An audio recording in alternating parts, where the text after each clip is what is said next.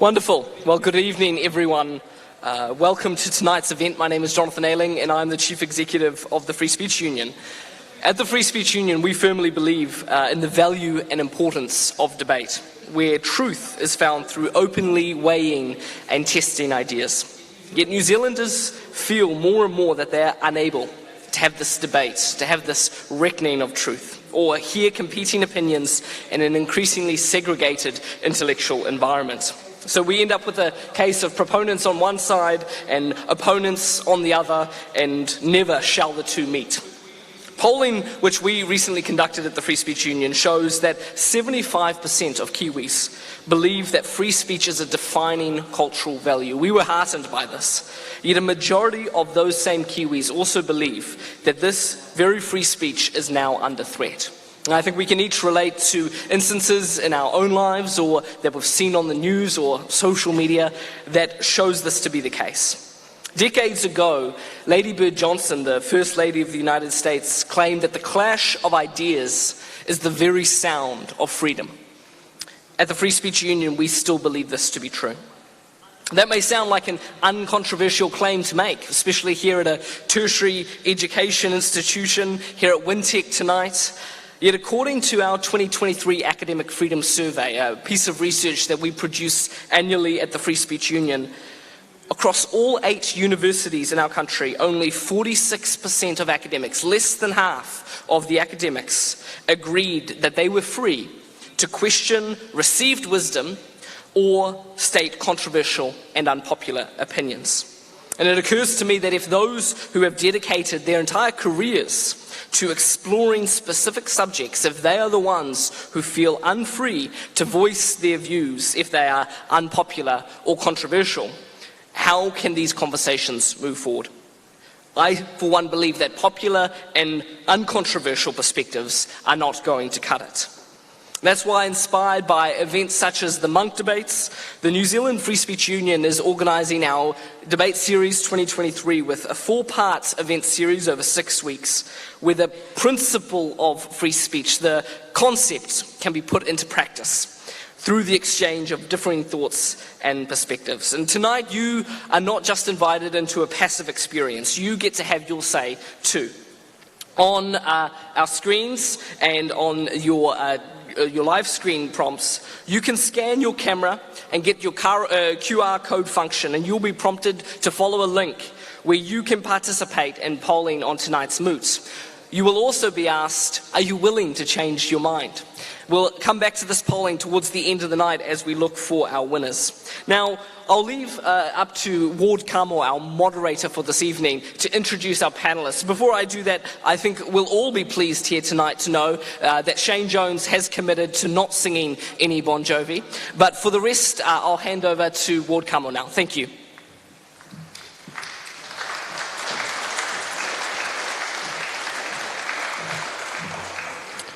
Well, kia ora everybody, an absolute pleasure to be here this evening. And in the spirit of the Wiki o Te Reo Māori, I just want to say, me he manu ka rere mai mā runga ta haumoana o ta hā o ta awhiri mātia a ka tai koutou.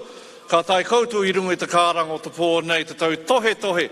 Wainga nui I ngā ai whakaai me ngā whakakau. Ladies and gentlemen, absolute pleasure to see you all here. Just like the revered birds of Māoridom, you've flown in on the wings here of the wind outside to gather to listen to a debate between some very distinguished people.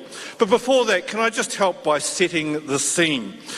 Dr. Martin Luther King Jr. noted that curtailment of free speech is rationalised on grounds that a more compelling American tradition forbids criticism of the government when the nation is at war.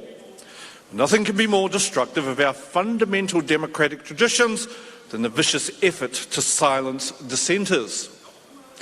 Now, if Dr. Martin Luther King Jr. could note that war should not be an excuse to forbid free speech, then under what other circumstances should free speech be curtailed?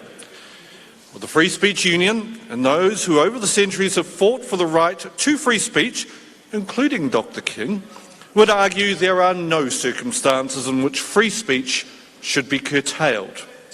So it's with that view that we gather today for the third in the Free Speech Union Debate Series 2023. And tonight, and I'm going to state it in Māori first and then in English, we gather to consider the resolution that strikes to the heart of what democracy means. Ke whakatauhia ko tahi te tangata ko tai te pōti, ka wahangunga reo tangata whenua me haere. Be it resolved, ladies and gentlemen, that one person, one vote silences indigenous voices and must go. Well, here to debate in the affirmative to the resolution, ladies and gentlemen, may I first introduce Casey Costello, who's welcome to come forward now. I had the pleasure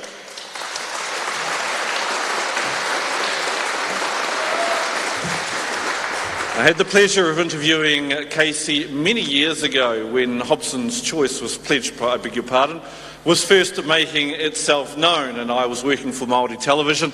And I think I was sent along by my producers to try and get her to say something controversial or even racist, Casey.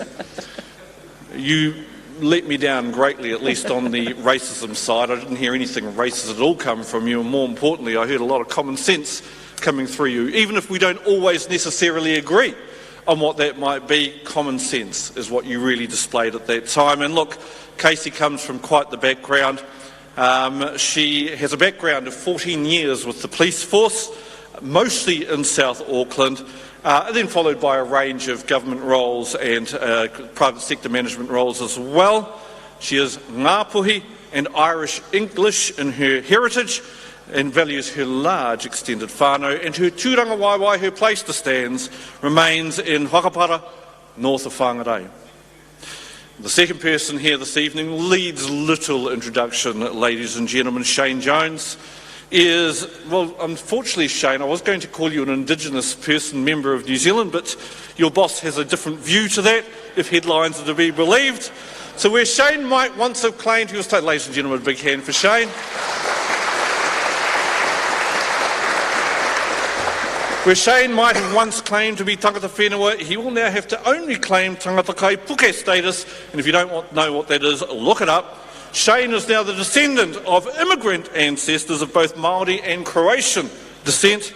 He is a proud Te Aupauri e Ngai Takoto immigrant, and of course, importantly, is the Deputy Leader of New Zealand First. Shane is a stirring speaker in both Māori and English, and a man more than willing to call a spade when commenting on Māori issues. Well, here to argue the negative, first may I invite up a friend of my father's, a man that also amongst Māoridom needs little introduction, Buddy Mikaere, and what the life this man has had. He actually started life outside of school as a Morse code operator in the Chatham Islands, the place where my father was born, and ended up from that to become the director of the Waitangi Tribunal, and now acts as a consultant. And between these stints, Buddy lived in Christchurch, where he obtained his academic qualifications, tutored reading and writing at Paparua Men's Prison, as well as becoming a published author, ladies and gentlemen, Buddy Mikaere.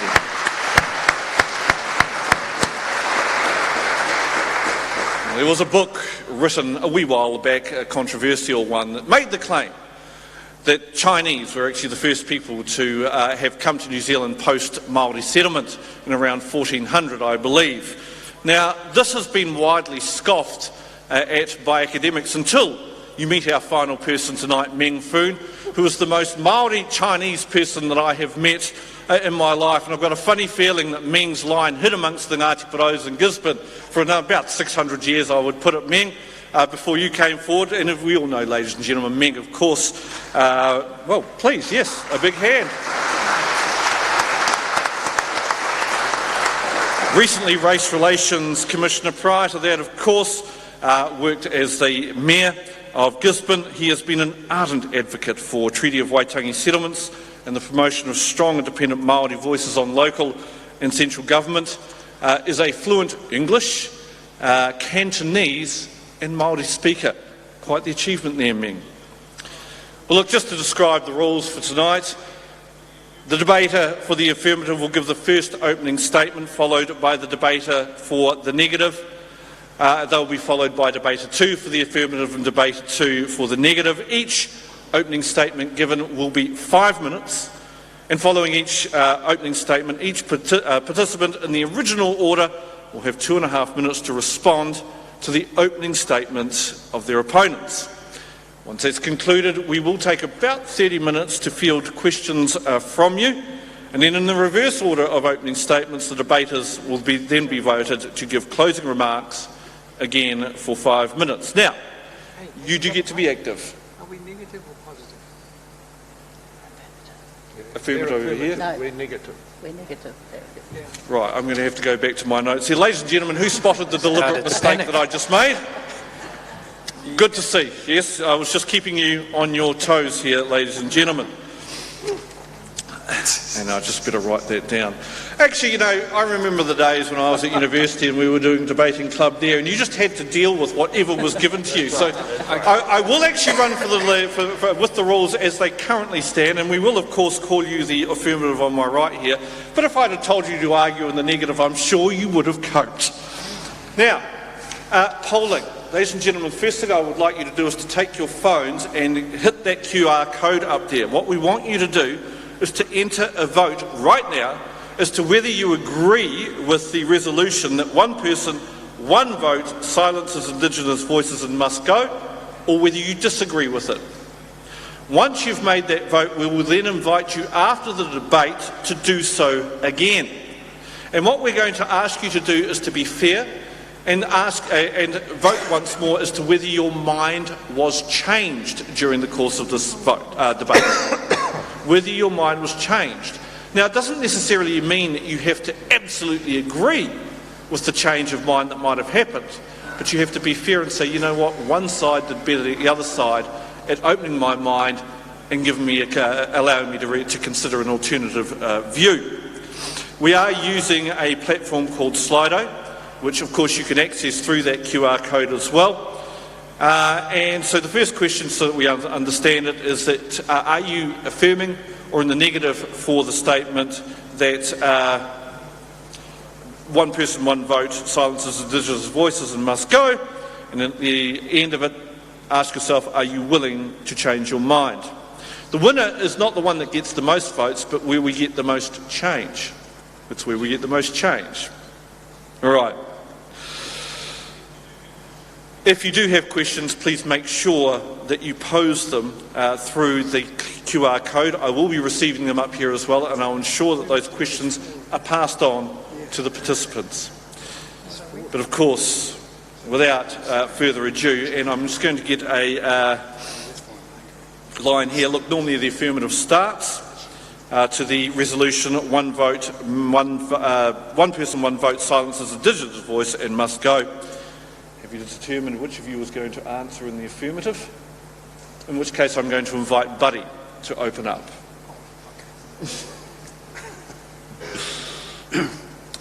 Kia ora mai tātou, nā mihi o te rā kia koutou, tēnā koutou, kia ora rā koutou katoa. Nā mihi ki ngā hoa. Kia ora, kia ora. Kia ora. Right, ladies and gentlemen, good evening and thank you for coming. The first thing I do want to say is that I take issue with the proposition of this debate, be it resolved, one person, one vote, silences Indigenous voices and must go. Firstly, it's inaccurate. As any Year 13 student will tell you, in this country, it's one person, two votes. One electoral vote and one party vote. The second thing I'll query is, so who's saying this? It's definitely not something that I have heard any Māori, presumably the Indigenous voices, say. But then again, I'm not across the whole spectrum of media, including social media, of course, so I do concede it is possible that some Māori person somewhere at some time might have said that. But we do not know the context in which it might have been said, but based on my experience, this is definitely not a widely held Māori view. So why should I defend a proposition which in my opinion is nonsensical? A little bit of digging reveals that the proposition before us tonight is the creation of a serial racist and homophobe, a person called Leo Leach, who hailed from the metropolis of Benidale in the King Country. And I'm really surprised that the Free Speech Union takes advice from him, given this is the Free Speech Union, because Mr. Leach has a record of complaints to the Broadcasting Complaints Authority on many occasions, objecting to newsreaders and others, people like Ward, using the word gay when they should be using the word homosexual. Really? Why would you take your steer from him on what the topic for tonight's debate is about? I note that in his advice note to the union, he opines that given the environment surrounding us, the moot for your Hamilton debate will be interpreted as identifying Māori as indigenous to New Zealand. But we know that Māori came to New Zealand from elsewhere, as their own oral history celebrates. Well, so what? But consider this. My understanding of anthropology says that all humankind originated in the African continent some 200,000 years ago and spread from there to the rest of the globe. So, except for that continent, everywhere else in the world where people claim indigenous status, take the Aborigines in Australia for example, are references to an arrival at some time. The important qualifier in order to claim indigenous status then, in my opinion, is, so who was first?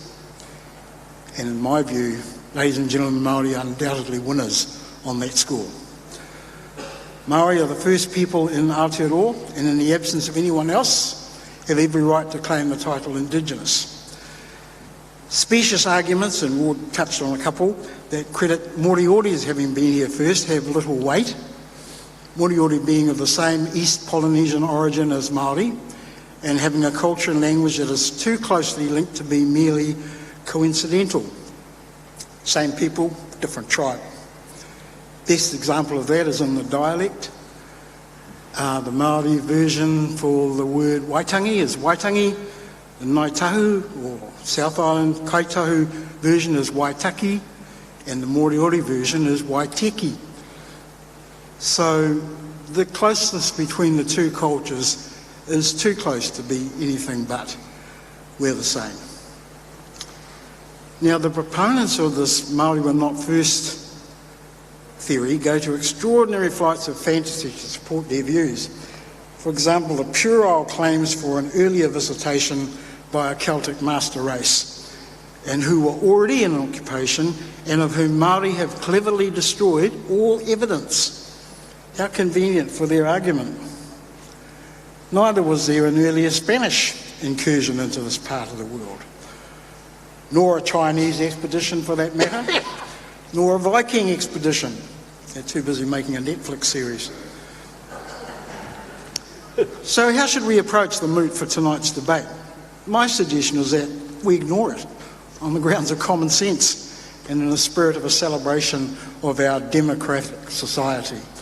I would much rather, especially at this time, we discussed a question like, why doesn't one man, one vote deliver politicians whose campaign promises we can believe and trust, or something similar?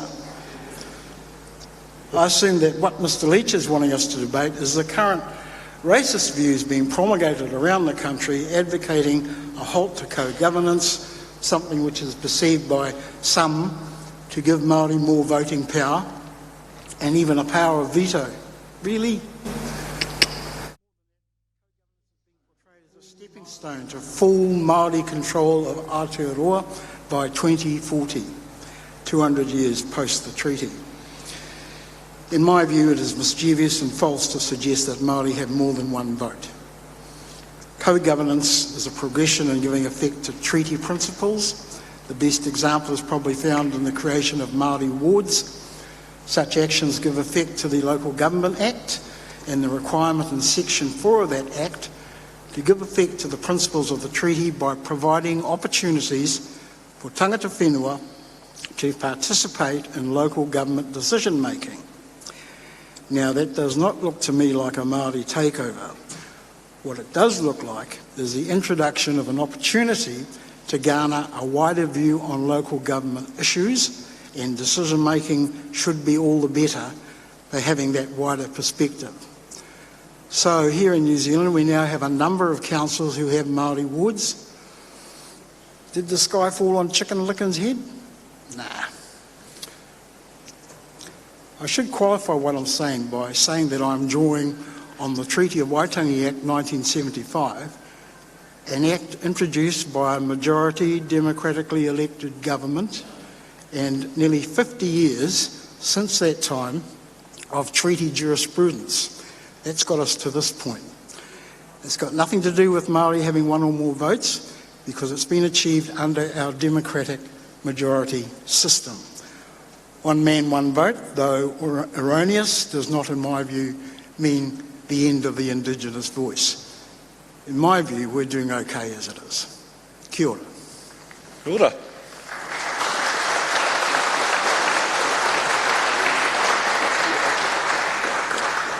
I now invite Casey Costello to give her opening statement. Thank you, everyone. In arguing the negative of this proposition, I will make two assumptions. Firstly, one person, one vote is the representation of our democracy.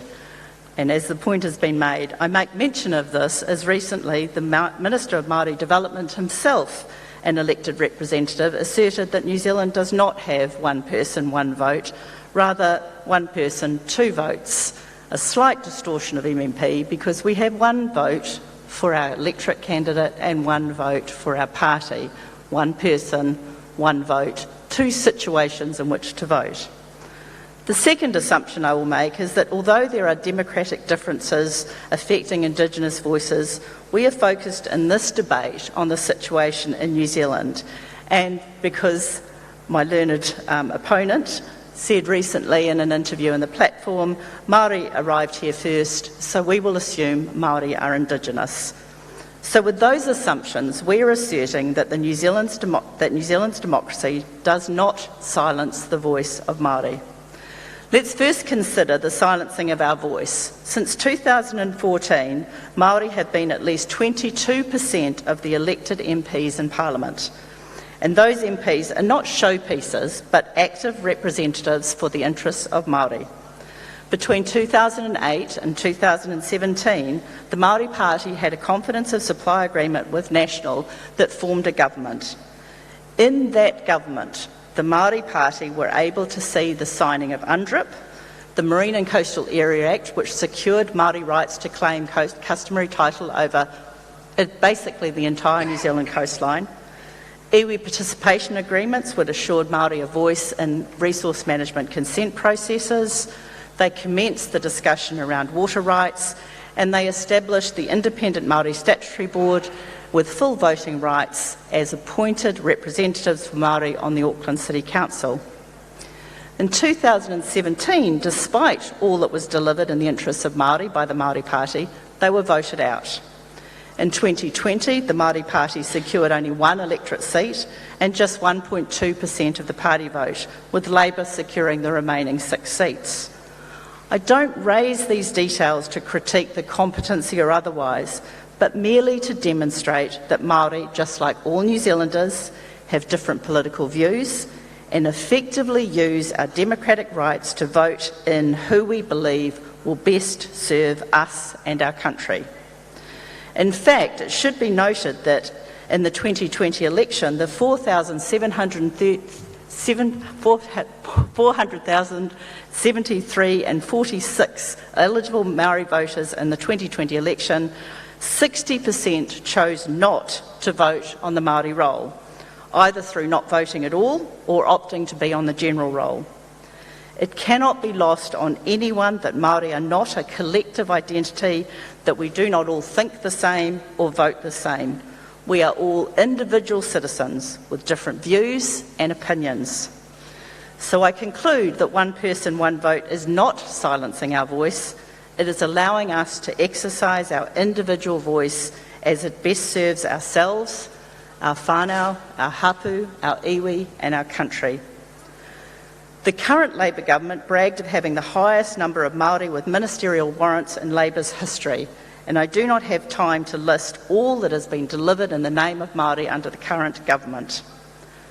The rights of and obligations to Māori have been inserted into nearly every legislation, and every government agency has specific policy with regard to responsiveness to Māori. In fact, there is no evidence anywhere that demonstrates that our current democracy is silencing the Māori voice.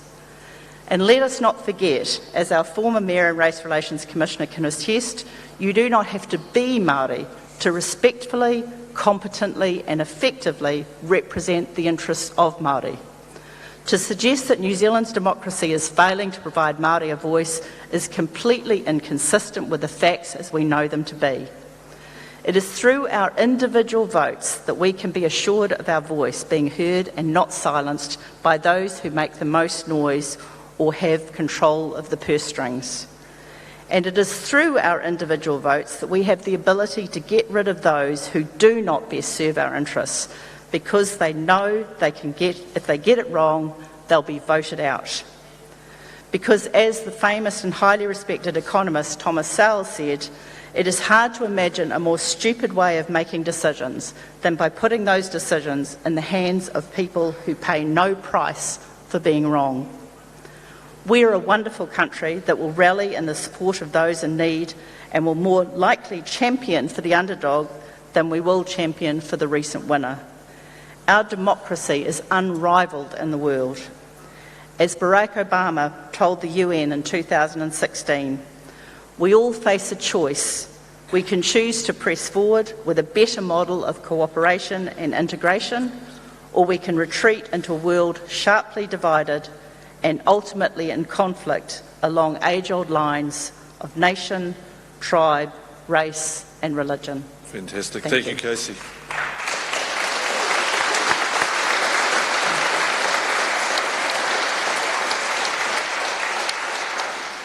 Meng Foon, your opening statement. Tuatahi ki tu hei te pōtatau te whero, kei te mihi oro atu ki te kāhui āriki o Waikato taniwha, he piko he taniwha, karanga mai.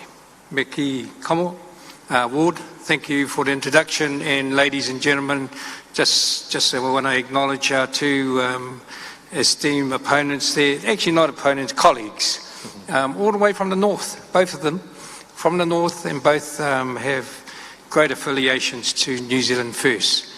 Hoi anō. One person, one vote silences indigenous voices and must go.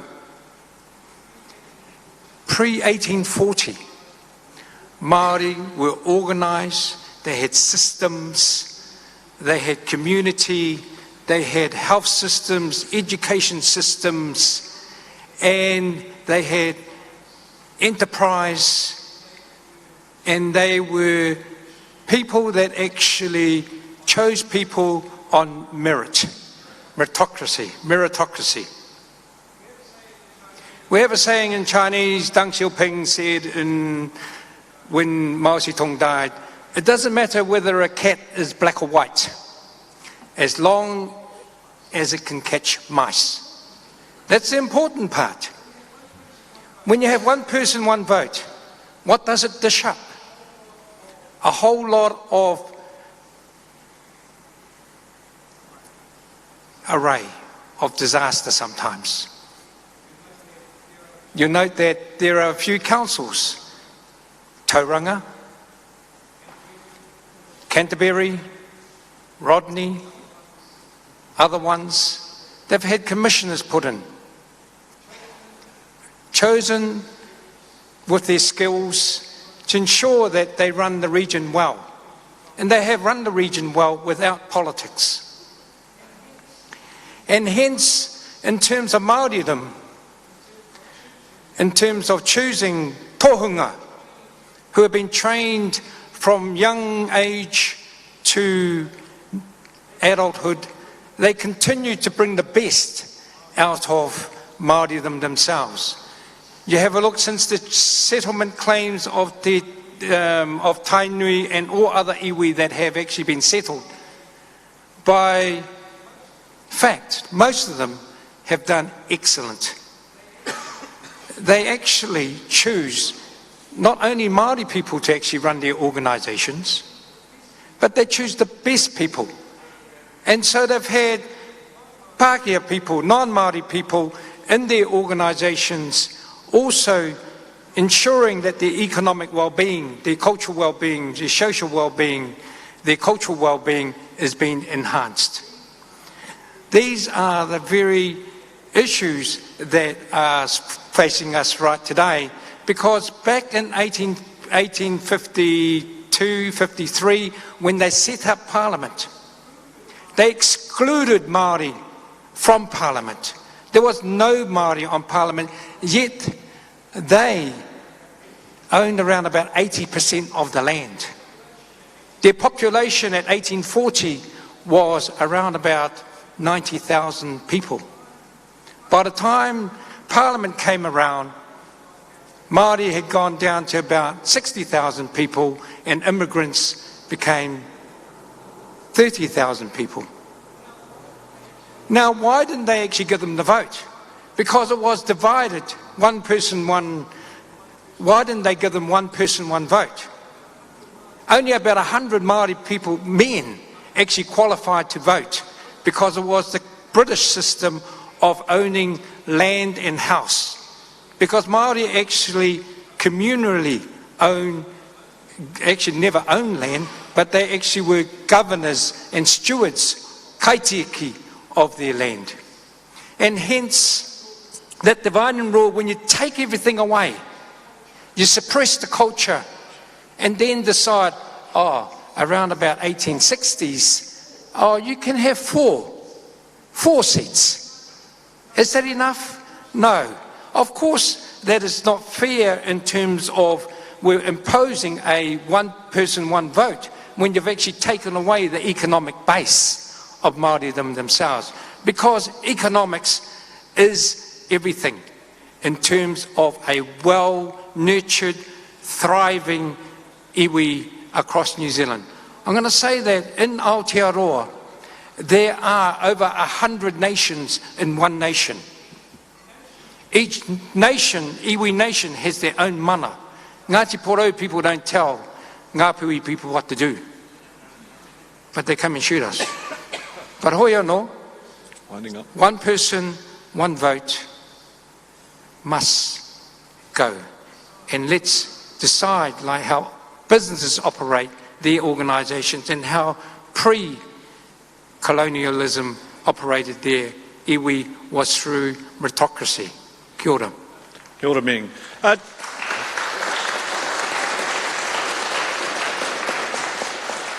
I could just ask, ladies and gentlemen, members of the audience here, that if you're willing to listen silently to the people you agree with, could you also please extend that courtesy to the people that you disagree with as well? There will be an opportunity for your questions to be put forward, and we'll make sure that that occurs. So may I invite with that the Honourable Shane Jones to give your opening statement. Kia ora, folks. Winston said that he wanted to introduce the I word into the debate. The point he sought to make is that although Māori hailed from Hawaii on a waka, I should know. I've driven from Northland today on our roads, and I'm going to change the name of Waka Kotahi because you need a bloody waka to get over the potholes from where I come from. The point he made was that, yes, Māori most certainly came from Hawaii, but the notion that the word indigenous gives Māori a separate, distinctive and private franchise in the business of political power and authority is an assault on democracy. Democracy is the organising principle upon which our modern society is based. As Churchill has himself observed, it may be imperfect, but there is at this stage not a better system. Because underlying democracy is a feature that every modern New Zealander should celebrate, in that it legitimises the exercise of political power by universal franchise. It's a gloom-ridden, anemic view of democracy to suggest that it lacks the robustness, the flexibility, or indeed the breadth to absorb all of the aspirations, interests, fears, anxieties and hopes of 5 million New Zealanders. That is not a view that is shared or enjoyed by the vast majority of New Zealanders. Neither is the notion by invoking the word indigenous, people, such as 3 of us on this podium, should derive certain rights of political power and authority not enjoyed by our fellow New Zealanders.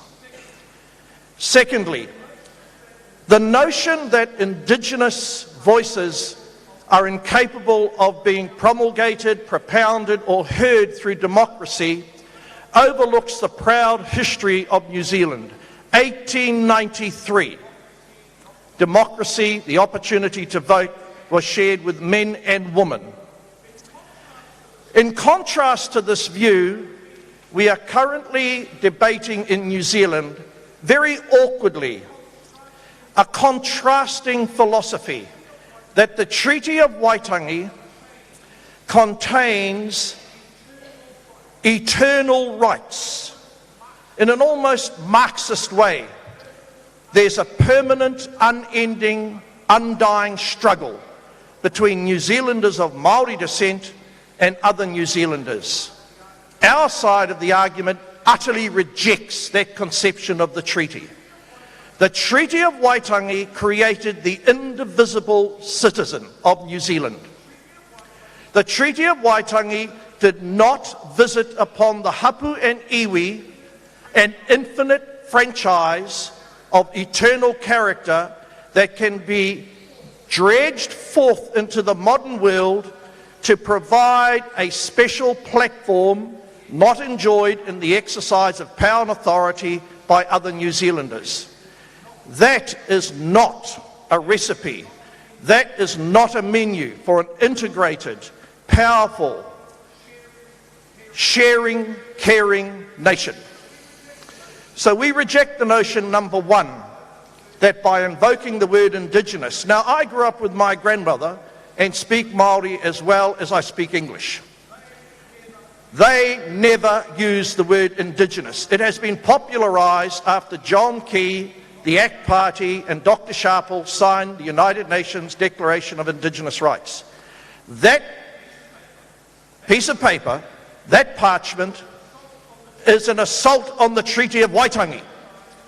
You and I have a foundation document, and it created one indivisible citizenship. And that citizenship should not be fractured, should not be cut in half, depending on your whakapapa. That is an approach not only that weakens democracy, it does not speak to the hopes, the aspirations of the vast majority of New Zealanders. Now, those of us who are of multiple ethnicities, I know on the other side, Buddy, I've heard he can trace his whakapapa back to the days of King Arthur. Occasionally he looks like Merlin. He's a learned historian. Honourable Shane Jones. He's a learned historian, and Meng is a polished politician. But know this from me, the concept of indigeneity is well capable of being embraced and celebrated within a flourishing democracy. Stand up for it. We do. Thank you very much. Bye-bye.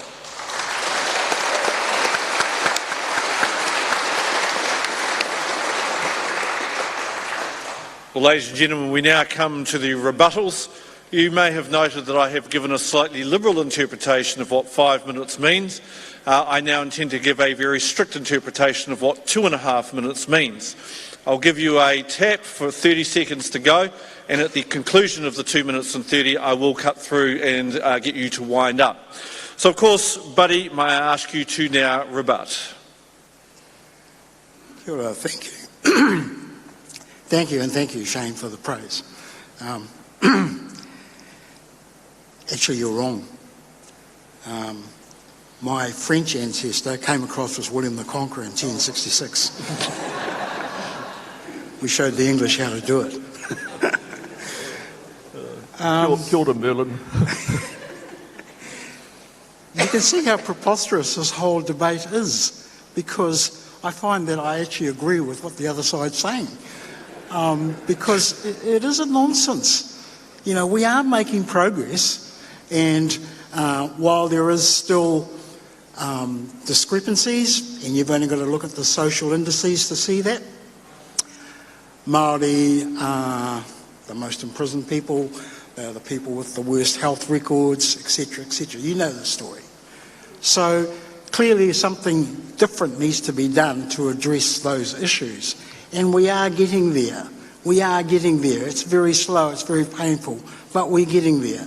And it's all being done under democratically elected governments who make these decisions on our behalf, right? I've just come back from a month-long tour of the southern states of America, where I had the, be careful here, I had the interesting experience of meeting a local dragon of the Ku Klux Klan. And I said to him, Ray, what is your appeal in today's world? Why are you still recruiting members to your organisation?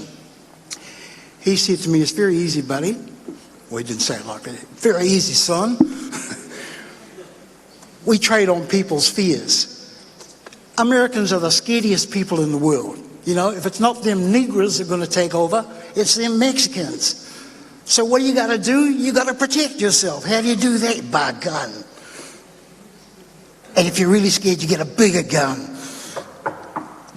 And yeah, I knocked on the door at the time too, and I said, thanks, mate. We'll continue this discussion when I come back next time. But, you know, do we want to see our world go that way? I don't think so. And I don't think there's any risk of that happening.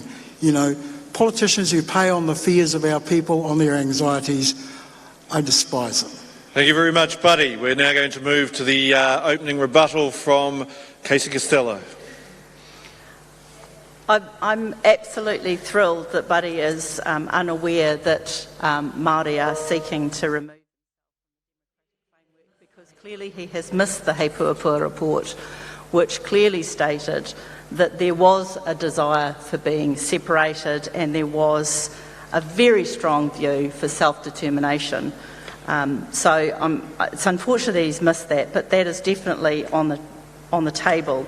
Doesn't mean that the proposition for tonight is any different. It just means that yes, it has been a strong dialogue, but I'm glad that Buddy is in agreement with us that our democracy is serving Māori well. I would touch briefly on Mr Foon's comments about the utopia that existed pre-1840 for Māori, given that Shane and I both descend from some of the biggest troublemakers that were travelling the country. I would suggest that perhaps returning to that utopian world wasn't the desire of many Māori in this country, and if we understood our history, it was actually two of my ancestors that petitioned the king to come over and offer protection for Māori when they wrote in 1832 to have protection from the Crown. So I'm fairly sure that the desire for Crown intervention wasn't something that was abhorrent to Māori at the time. And finally, to tout that the Tauranga appointment of representatives in lieu of a council is being touted as a better proposition to a democratically elected government, I think would not be greeted well if you went into the Bay of Plenty, who have been trying to get their democratic voice back before the council and have had no joy whatsoever.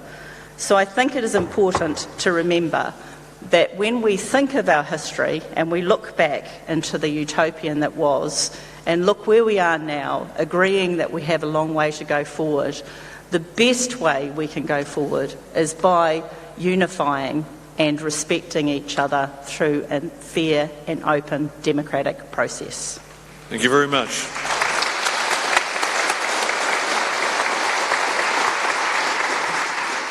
Meng Foon, your response. I love Tauranga. They've got a library, they're going to have a museum, and they're doing stuff where politically they never did it before. And hence, I still hold firm to people with merit should actually operate the operations of this country.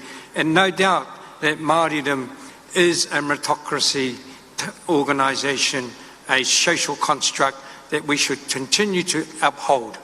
It is very important that we continue to hold on to those dreams and aspirations because this current system is not the best.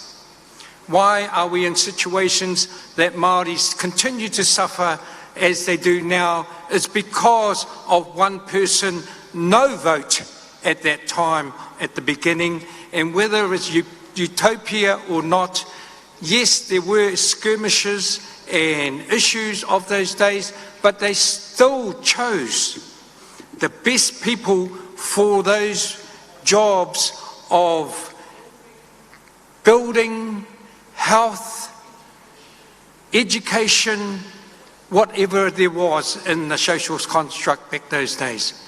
You know, when the government said to abolish the Tohunga Suppression Act, you know who they got to do it? They actually got Tāpirana Ngata to propose that in Parliament. And the reason why they did that, they said, Api, we want you to do this because we want you to tell the Māori people that their voodoos and their rongoa in the bush that they cannot use to do to help their health and well-being. Because otherwise, if you don't do it, you're not going to get the portfolio, all the funds that we are going to support you with. Also, when the introduction of the unemployment benefit was mooted, some Māori leaders said, please don't, because you're going to take aspiration, inspiration and perspiration out of us. Meritocracy is still the way to go, and democracy, one person, one vote, does not work all the time. Meng, thank you. The Honourable Shane Jones. I'm really happy that Meng has highlighted the importance of merit. Consequently, I look forward to going back to Parliament in 4 weeks' time. I would say that this is not a debate about whether or not Hapu and iwi have property rights. This is a debate as to whether or not the concept of indigeneity entitles politicians to create separate systems, not based on the ballot box. The ballot box is the origin of the moral authority of our political system. It may be imperfect, but it is a proposal, it is a proposition that not only will I continue to argue for, it's an organising principle of major nations, not the least of which the most powerful nation in the world, United States of America. Now, it may be said that there are permanent rights existing in the Treaty of Waitangi that need from time to time be woken up, like a sleeping taniwha, like some kind of virus. Well, we have a viral problem, folks. The health of Māori people will not grow, their health, irrespective of their indigeneity, by having a separate Māori health system. The health and the robustness of our sewage system, isn't it bizarre that the place where we start co-governance is to govern the pipes that get rid of the pee and poo of New Zealanders? Something deeply ironic, that's where you want to start Māori sovereignty. Consequently, I dismiss it as piss and wind, and we want to defeat this notion that democracy cannot cope with indigenous perspectives. Thank you very much.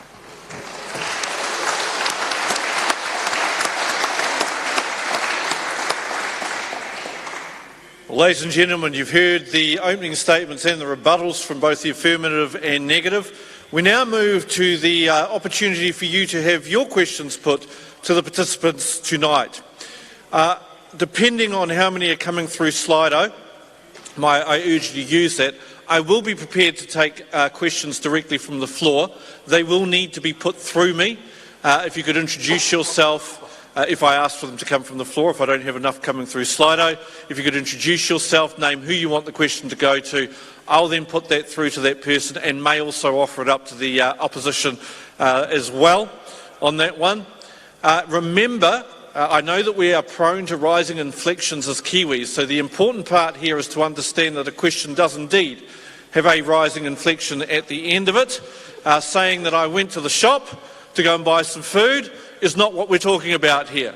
The real definition is, did you go to the shop to buy some food, is the question.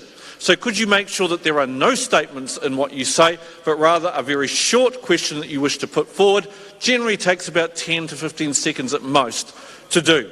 However, I have an opening question here that I'm going to start with Meng Foon and then offer across to the Honourable Shane Jones as well. And the question is, how do you define co-governance? Look, the first governance, I believe, at home, right? When you pitch up with a partner, same or different, that's where it all starts. And I think it's about outcomes.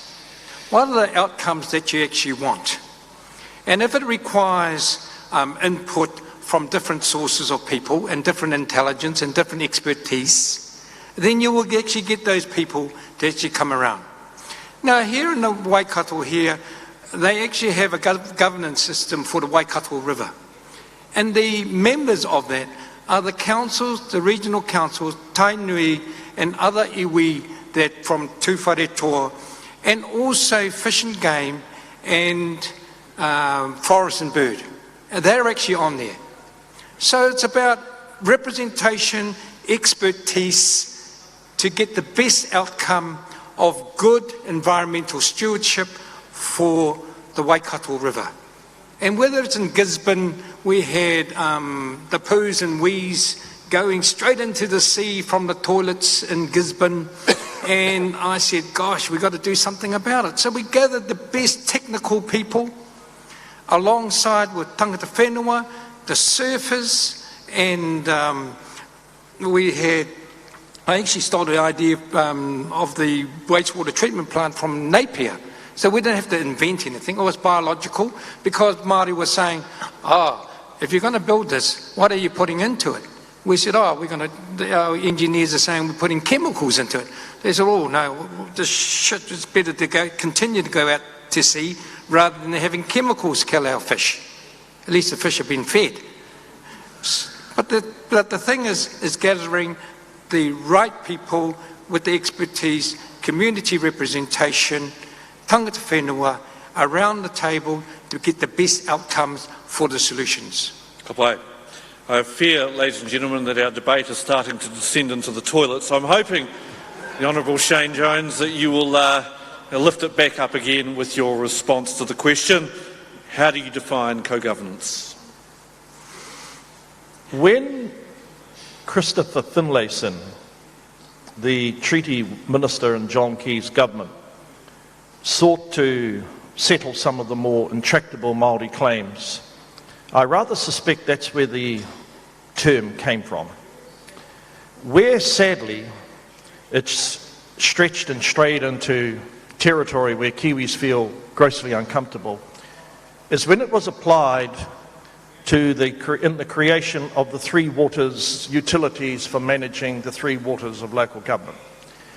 And it was based on the notion, by dint of being a hapu or an iwi within an area, you then had the ability to exercise control, not enjoyed by other ratepayers, but by dint of your whakapapa, over the administration, the governance of these new powerful entities. So I really blame the problem that we've got in many respects by the member from this area, Waikato. If you want co-governance, go and ask New Zealanders before you impose it. Do not use clandestine, furtive ways to introduce something that Kiwis either don't understand or have not openly debated and arrived at an agreed definition of what it is. And I feel for many people, including Māori, I've got to tell you, this is a classic situation where the 1%ers have triumphed over the garden variety Māori. 1% of the leadership want this. The vast majority don't even know it's happening with their name. Co-management is something that we're hearing from Meng. And to be honest with you, like where I come from, 40% of our population is of Māori origin in our local government area. Of course, you're going to have to deal with their land, their marae, but to suggest that 40% by dint of iwi and hapu are now in control of local government is an assault on democracy, and it's an indictment on what it means to be a New Zealander. Thank you.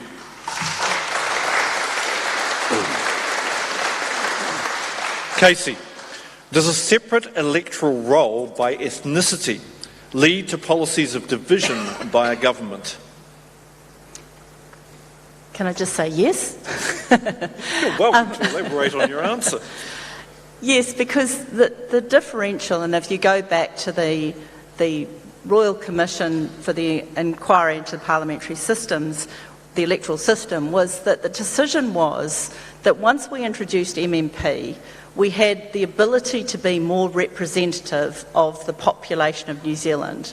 And what they recognised was that the Māori seats cover large geographical areas, and for a people that is hapu and iwi centric, the electoral seats did not reflect the hapu and iwi system that existed. Whereas under MMP, going back to one electoral roll, you had the Māori voice combined, and as I said, 60% of Māori choose not to vote on the Māori roll. So that means they're either not voting or they're disconnected and they're voting on the general roll.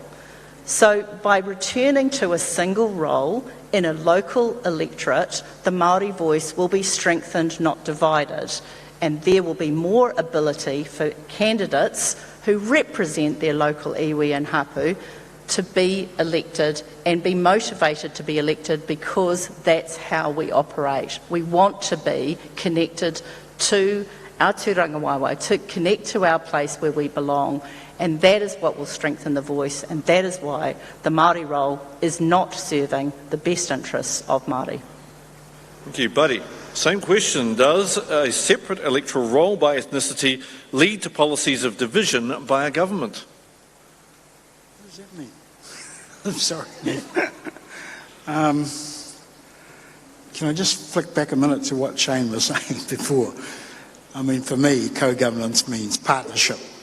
And partnership is a principle of the treaty, and that principle came about through the good work of people like Lord Cook of Thorndon, who was Chief Justice of the Court of Appeal when those principles were first established. So it seems to me that rather than using a clumsy term, co-governance, I agree with that, it is clumsy, why don't we just call it partnership? Because everybody knows what that means. So let's stick with that. Sorry, Ward, can you give me that question again? So the question was, I'll repeat it once more, does a separate electoral roll by ethnicity lead to policies of division by a government? No, I don't think so. And one of the things we overlook is that through Māori being on the general roll, you have the ability to influence the election of some of the noddies that end up in that positions of power, councils, government, whatever. But if you're on the general roll, you can influence that. And that's certainly the view that my family takes, why we're on the general roll. Thank you. Specific question for you, Meng.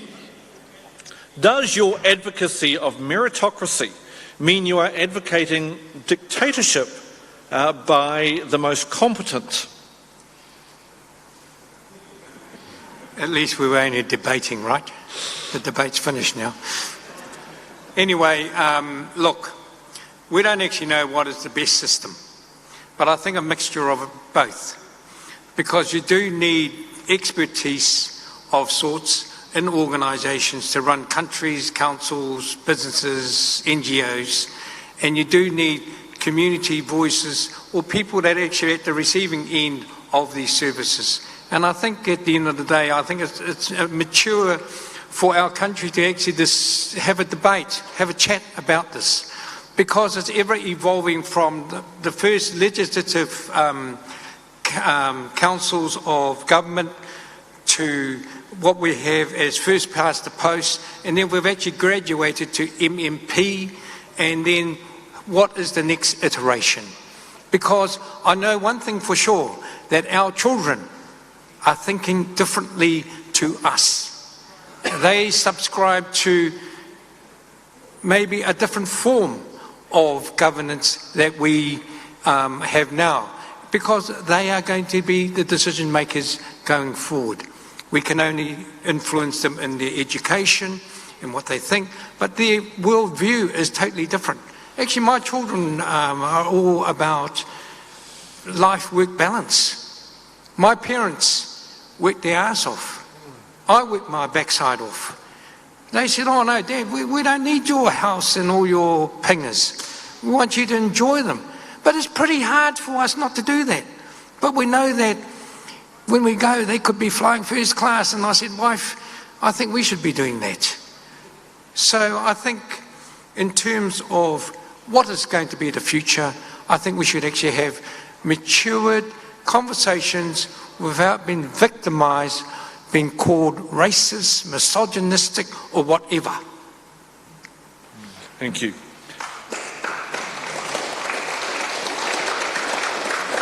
I'm going to continue questioning on my affirmative side here. Buddy, how are the unequal outcomes in education and health that you referred to, how are they going to be resolved by allowing Māori governance of water? I'll say it again. How are the unequal outcomes in education and health that you point to going to be resolved by allowing Māori governance of water? I'll give in. I mean, there's a conflation of two different things there.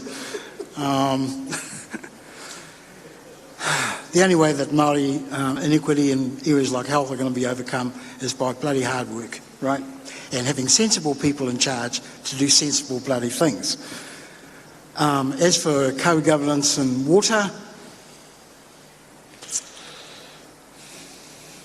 yes, Meng's right. I come from Tauranga. We have commissioners in place. Those commissioners are brutally supported by all our local developers and the greater bulk of our business community, because they're getting things done, including the Three Waters debate. How are we going to deal with this? And the way we are dealing with it is taking that as an opportunity to talk with Māori about fresh water, which is what the Māori part of it is about. Te mana o te wai, about freshwater resources. And as somebody gave the example before of the Waikato River Governance Group. So, you know, surely if people have been living beside a river for 400 years, they must have a clue about how that river works. So why isn't it sensible to get their ideas into the mix and talk about that and see how we can come up with better ways of managing a very precious resource? There's a big summer coming ahead of us, folks, and if you haven't got your water tanks full tonight, no, don't go down the Prue way, but you know what I'm talking about. We need to protect those water resources, and having Māori on site to make sure it's happening and to add their voices to the whole debate about that important issue seems to be a sensible thing to do, isn't it? Kia ora. Shane Jones. Thank you. You, in your opening statement, referred to the invisible citizen. We were referring to the treaty at the time, but that under the treaty did not guarantee an infinite franchise to be dredged up at will, if I could summarise what I think you were saying. The question that's come through then is, but doesn't the treaty essentially guarantee Māori political representation? And if it does that mean we keep the Māori seats, or is there a better way of ensuring this? 1867, Donald Maclean, probably as a reaction against the Potatau Te Wherowhero, Tāwhiao, and the emergence of the Kotahitanga movement, which was sweeping through predominantly the southern tribes in the North Island. And then he developed, as a part of being the colonial government, the franchise known as the 4 Māori seats. And those seats subsisted and only changed in about between 1993 and 96, where an opportunity arose for the growth of those seats. They're a part now of our Constitution. I recall arguing against them, but that such changes had to go to a referendum. It's inappropriate for any political figure not to test the mood and the mind of the public such a change. Now, did the treaty guarantee ongoing Māori presence in Parliament? The treaty has got 3 segments. Number 1, sovereignty. Number 2, rangatiratanga, property rights. Number 3, civil rights. It is our contention that the treaty has been unhinged from its historical moorings, and we fear it's being weaponised to the extent it is now a sword or a taiaha in the hands of a tiny elite within Hapu and Iwi, but more importantly, it raises the prospect of dividing us at a time where New Zealand desperately needs to come together, culturally, economic, socially.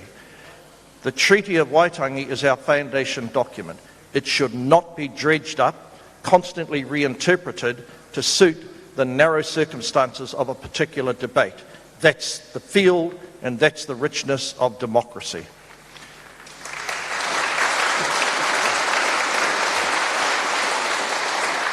You're also a historian as well, Buddy, and I'm going to give you a chance to answer the same question. And doesn't the treaty essentially guarantee Māori political representation?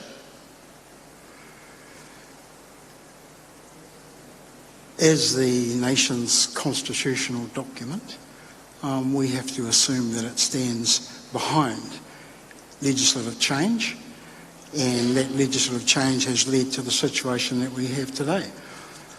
I can't really see the treaty being weaponised. I mean, I hate that Republican term.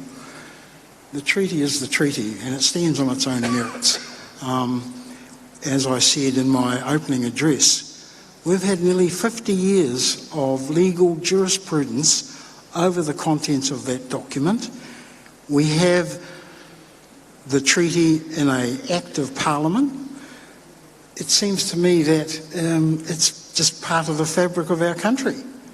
You know, you talk to any person you like in Australia and they are incredibly jealous of the fact that we have this treaty and that we make it work.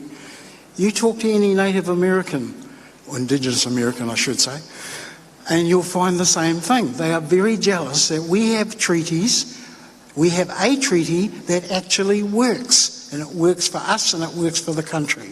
So, I don't know what Shane's talking about, to be honest. Thank you very much. Casey, moving to the next question. Is giving more than one vote to, and I think there's a bit of tongue-in-cheek going on with this question, is giving more than one vote to Indigenous people, however this might become to be defined, patronising? Is giving more than one vote to Māori patronising? Let me think how the question's being posed. So I think the question is asking about the idea that Māori would have more than one vote and that they have a vote on the general election and that they would have a vote through the co-governance models of being able to elect. I think that's what the question is talking about.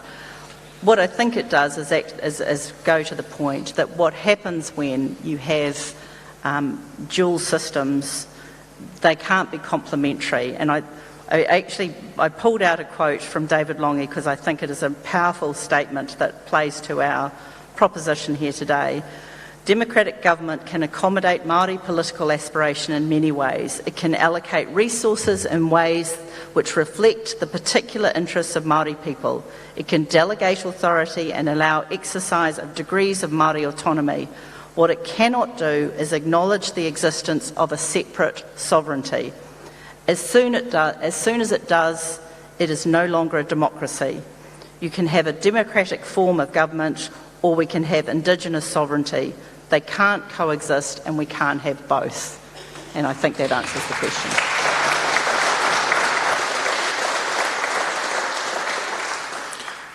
You made reference to the treaty, Shane, and the question that has come through is how do we ensure there are mechanisms for self-determination for Māori? The term self-determination, from my perspective, gathered momentum from the liberation theologians of Central and Southern America, in South America. And it was popularised through literature driven predominantly by these very articulate, strident, Catholic-trained, and in many cases, people who had been marginalised in Central America of tangata whenua character. And then in New Zealand, if you'll just bear with me, in New Zealand there was a small group of people associated with social justice in the Catholic Church up the Whanganui River. And they did a great job at propounding the message of self-determination amongst quite a lot of hapu and iwi when I just finished St. Stephen's Maori Boys School in the late 70s. That's the first time, Ward, that I encountered that term. The perspective that I come from is that self-determination cannot be delivered by looking to Wellington, the bureaucracy, or indeed the political system. Any collective in Māoridom, whether they're an iwi or a hapu, seeking to boost their self-sufficiency, have to have the capital, both human, financial and physical. And we're at a strange place in New Zealand and in Māori politics where we seem to be constantly looking to the other coming from Wellington that's going to deliver an answer to those issues, and it's got worse over the last few years. For those reasons, I say to hapu and iwi, self-sufficiency belongs within yourselves. Sure, democracy can provide resources sometimes to boost it, but if it doesn't come from your heart, and if you don't practice what you preach, you will perish.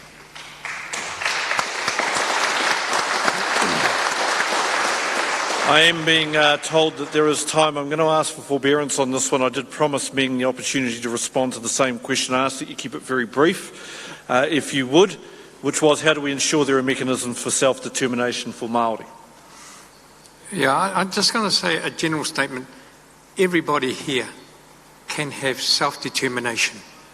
You can provide for yourself, work hard, save hard, invest hard, and have that desire and opportunity to be who you want.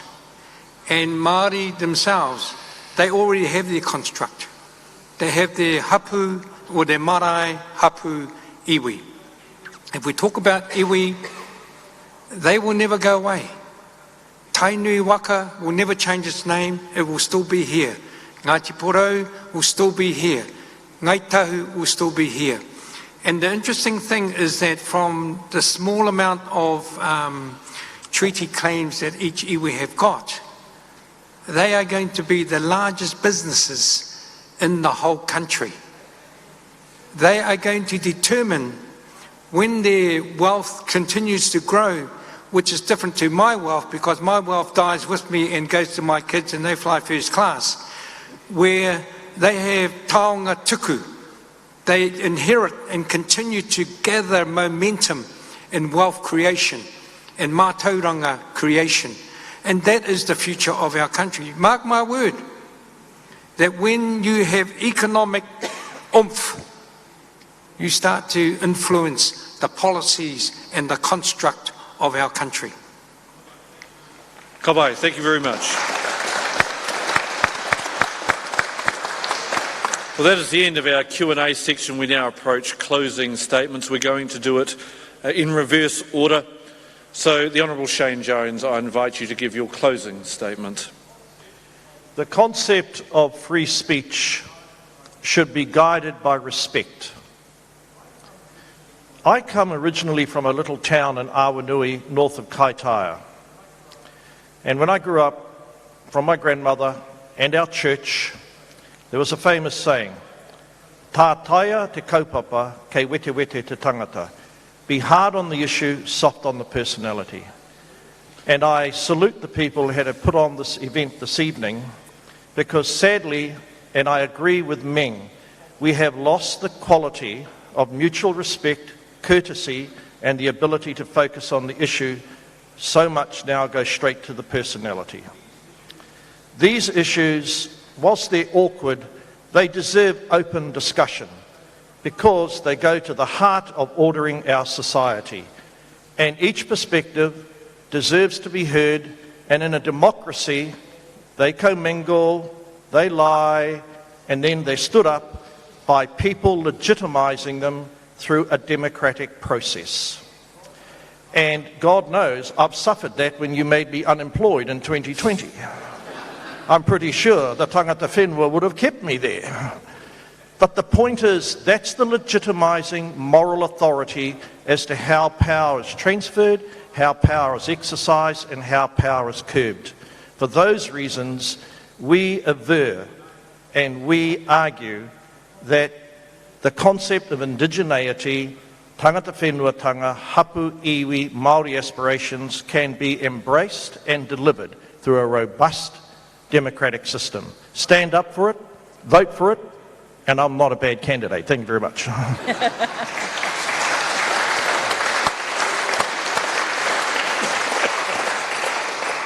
Just a reminder, audience, at the end of the closing statements, I will be inviting you to make your final vote. If you haven't already got your Slido up, you should have it now and immediately put what you stood for at the start of this debate, and then whether or not your mind has changed at the end. So please make sure that you do. And with that in mind, I now invite Meng Foon to give your closing statement. What I want to say is just acknowledge the Free Speech Union for facilitating this opportunity for us. We're in a safe, respectful room of people here, and there are people watching across the nation. So just say, Roderick, Jonathan, my mate Nathan, I haven't seen him before, but I'm not quite sure what nationality you are, but hoi anō. And to the panellists here in Ward for facilitating us today, I just want to say, you know, conversations like this are important, and they progress the aspirations of we all want better at the end of the day. What else can we actually do to actually help us to do better? If we were silenced, we would not know. And there are many situations where people are silenced because they are victimised one way or another, and you do not know the issue.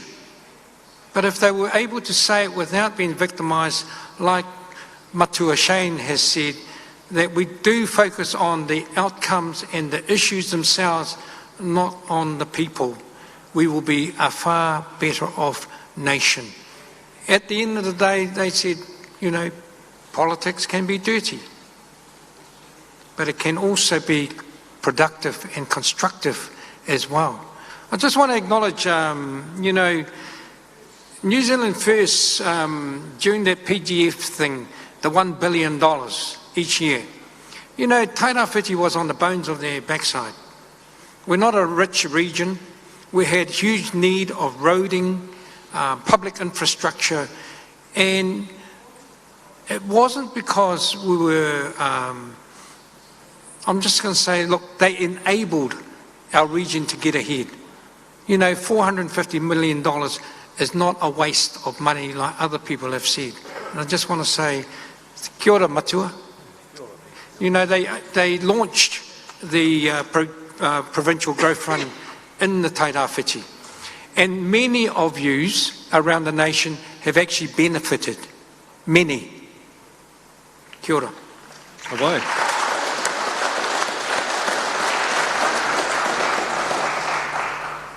Casey Costello, your closing statement, please. I feel very remiss going back to the proposition. Everybody's gone. But I'll go back to the proposition. New Zealand has one of the proudest democratic credentials in the world. And contrary to the assumption that was made, we did change our political platform from what was adopted in Britain and changed the right to voting from not being property owners so that all men had the vote by 1867, and by 1868 we had our first Māori MP. By 1893 we set the precedent for the world and gave all voters the vote, including women. It is of this credentials that our democracy must be viewed. We can debate outcomes and argue the effectiveness of our government. That is the benefit of a liberal democracy, that we can debate that. What we cannot accept is that removing the voice of each individual citizen to be replaced by an undefined group identity representation is somehow better. It is our most vulnerable and most marginalised that suffer when they are deprived of their right of an individual voice. We have heard a lot of discussion about outcomes, about a failure to deliver better, and yet there is no evidence presented that would provide any assurance as to how these better outcomes would be delivered without the accountability achieved through having to face the ballot box. The fact is, a democracy means you do not win all the time. Everyone loses in some sense at some time. You cannot always be on the winning side. But when you lose, you don't get your way. When you lose or you don't get your way, you don't get to call yourself a victim. The absurd claim that democracy is the tyranny of the majority is an insult to all of those who fought and died to ensure we're protected from tyranny. Can you honestly believe that tyranny by the minority is better? If we view history, the minority does tyranny much better than a majority. An article co-authored by Jacinta Ruru, also one of the authors of the Hei Puapua report, recently argued the need to limit parliamentary supremacy. This supremacy that she asserts should be limited is what assures citizens of New Zealand that no matter what, the next parliament is able to act on the voice of those who voted them in and undo what has been done when it's wrong.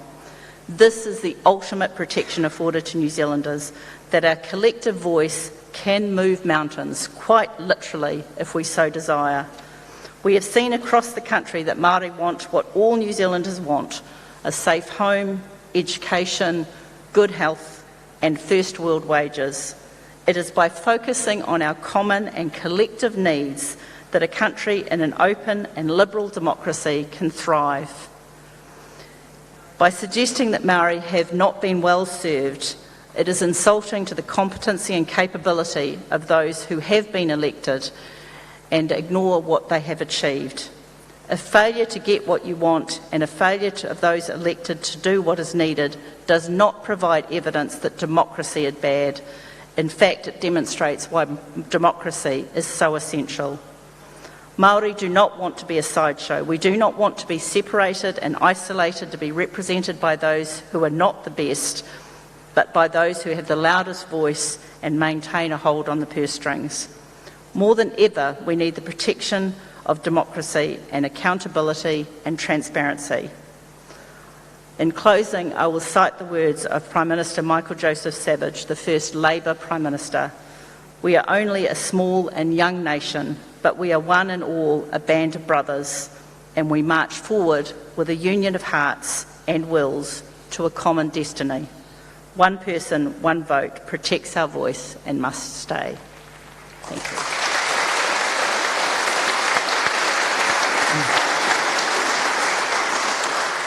And finally, Buddy, your closing statement. Kia ora, everyone. In a couple of weeks' time, I'm going across to France, not to look for my whakapapa, but because we're opening the New Zealand War Memorial Museum in a little town called Le Quesnoy in northern France. And that was where New Zealand troops liberated that town in 1918, 4th of November, and they did it without any civilians being killed. So when you go to that town and you make it known you're a Kiwi, you can walk on water as far as the townspeople are concerned. So in World War I, my grandfather and his brother in the Maori Pioneer Battalion outside that town, digging roads, etc., etc. One of their mates got tired of this, and so he found a board, got across the moat, found a hole in the wall, got through, mate threw his rifle over, went into the town, shot a few Germans, ran out of bullets, came back. But this is the bit that makes the story true for me. On the way home, he grabbed a couple of chickens for the boys. So his name was Wintec Tapsel, and it's his descendant who's the current mayor of Rotorua. But Wintec, when he got back, he got charged with being absent from his post and got 14 days in stir. On the other side of the town, Lieutenant Averill found a ladder. They got up, got into the town, same thing, shot a few Germans, came back, gave everybody the intelligence. The Germans realised it was all over, they surrendered. Right? So we're going there to open our museum there, where we will tell the New Zealand story of what happened in that time. Now, going back to my grandfather and his brother, outside the town, digging roads, whatever. Anyway, they're told to form up because they're going to be marched to Germany. And when they get there, they're going to be doing garrison duties. So they all form up, off they go. They get about 100 k's down the road on the way. Suddenly there's an order comes through from the British who say, no, we can't have native troops in charge of white people. Can you believe that? They've just been fighting them for 4 bloody years. Millions of them killed. Gets worse. So my grandfather and his brother come back to New Zealand, along with Wintec Tapsel and the other Maori pioneer people, come back to New Zealand. There are allocations to return soldiers to give them the opportunity to set up small farms. This happens all around the country. But the Maori soldiers are told, no, you people already got land, so you're not taking part in this. It's those kind of discrepancies that still echo down time to today. You know, I still feel aggrieved for my poor bloody grandfather. I feel aggrieved for Wintec Tapsel, who didn't get the recognition he deserved. I'm going to give him the recognition he deserved, because we will have Weta Studios doing something spectacular to tell his story. But you know, why is our little country so admired by countries like that? I found the same thing in America. Everywhere I went, they said, well, you know, you're guys that we can rely on. You put your hand up wherever, Vietnam, Afghanistan, Iraq, you're there. And it's the same, I think, with the people in the Quinoa. When I was there in 2018, I went to the local school and the little kids came out and they proudly did their little haka for me. It was such an endearing sight. But it was a reflection of the status that we have, and it's something that we can show to the world they're all envious of. So, you know, I'm happy with the way our country's going. I'm not happy with some of our politicians, of course, but who is? But anyway, I'm happy with the general direction we're going. You know, we had a big victory the other day. You might have noticed. But the name Mount Egmont has now been dropped. It's now officially Mount Taranaki, right? And that's what's going to happen to our country. It's just going to gradually evolve into a place where we all can share that heritage, right? Oh, I had one more thought. You made me lose it. Where we can all share that heritage, and that's the kind of world that I'm looking forward to. The world being promulgated in He Puapua, this crap. Not all, that booklet, if you've had the misfortune to get it in your mailbox, does not reflect the view of the majority of Māori. It's another attempt to play on our anxieties, right? So just go and talk to people. Yeah, come to my place, but bring your own wine, okay?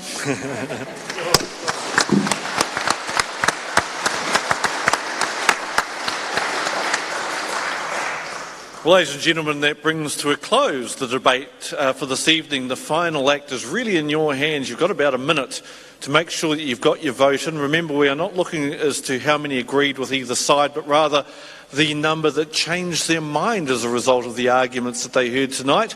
You may not necessarily agree with the resolution, and let me restate it. One person, one vote silences Indigenous voices and must go, but you are allowed to agree that one side made a better argument than the other, and we urge you to do so. I'm about to invite Jonathan Ayling up to give the final comments, also to declare the winner as well, but if I could just leave you with this particular thought. Ladies and gentlemen, it was said earlier tonight that Māori are not one voice, and indeed I agree, we are not Leviathan. Tonight you have seen 3 people of Māori descent, plus one who I think is a closet Māori as well, descended from the Admiral Sheng He, who I believe is credited with being the first Chinese person to discover New Zealand back in 1412. Debate an issue that normally is presented by the media as a black and white issue. You know, Māori versus Pākehā. Well, tonight has proven that that is simply incorrect, and that Māori are like any other group of New Zealanders. We each have our own views on things, and what's really important, and I have been a member of the media in the past, is that those voices are given voice, ladies and gentlemen. With that in mind, thank you very much for your attendance.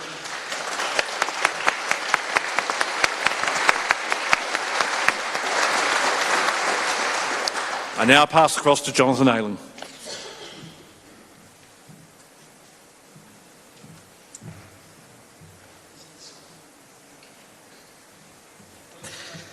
Thank you very much, Ward, and thank you all for joining this evening. For those that have joined us in the room, we acknowledge your presence here. There's over 1,000 that have also joined us online, so thank you for the Free Speech Union supporters who have joined us around the country.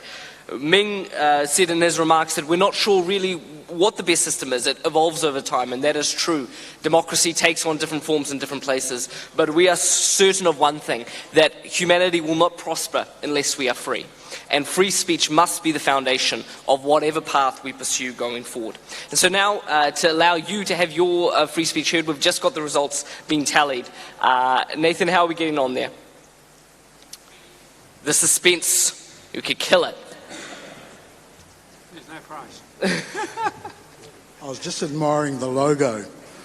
Is that a beer can in his hand? Certainly, in vino veritas, a little bit of beer or wine has never hurt free speech. And the results for tonight are by a margin of 4%, having shifted the minds of those that are least present here. Matua Shane and Casey Costello taking the evening.